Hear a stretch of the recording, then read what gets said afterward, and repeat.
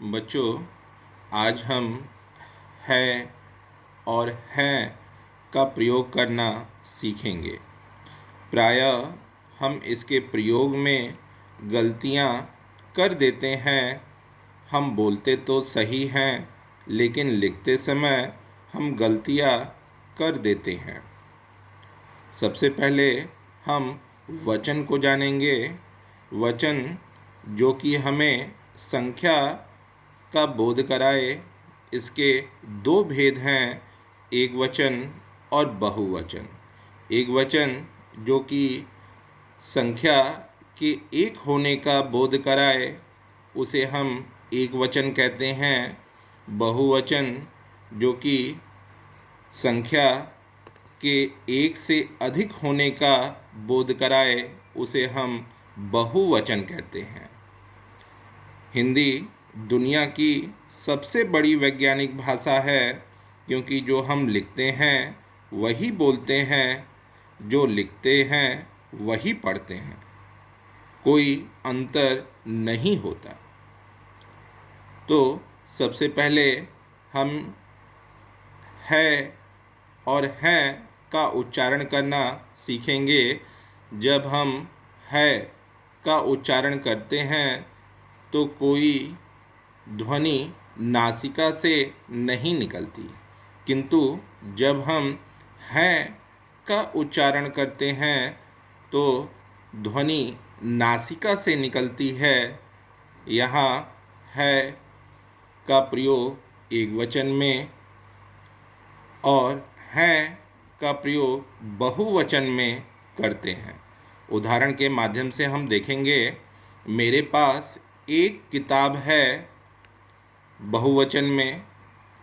मेरे पास दो किताबें हैं। यहाँ आप देखेंगे कि वाक्य के अंत में है का प्रयोग किया गया है और बहुवचन वाले वाक्य में हैं का प्रयोग किया गया है। ठीक उसी प्रकार दूसरे वाक्य में देखें। लड़का पाठशाला जा रहा है। लड़के पाठशाला जा रहे हैं। यह लड़का है। बहुवचन में देखें, ये लड़के हैं। चौथा वाक्य, यह लड़की है। बहुवचन में देखें, ये लड़कियां हैं। आगे के क्रम में हम देखेंगे कि अपने से बड़े व्यक्ति के लिए जब हम सम्मान देते हैं, उनके साथ भी हैं का प्रयोग किया जाता है। जैसे ये दादाजी हैं। दूसरा, ये अध्यापक हैं। तीसरे वाक्य में देखें, क्या माताजी अंदर हैं। यहाँ हम तीनों वाक्य में देखें, दादाजी, अध्यापक और माताजी तीनों हमसे बड़े हैं। इसलिए वाक्य में हम लिखते समय अंत में है शब्द का प्रयोग न करके हैं का हमने प्रयोग किया है।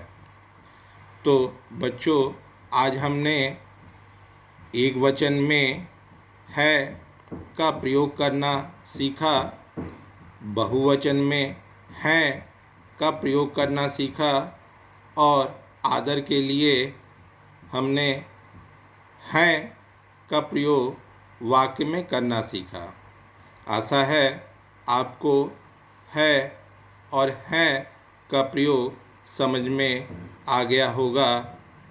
धन्यवाद।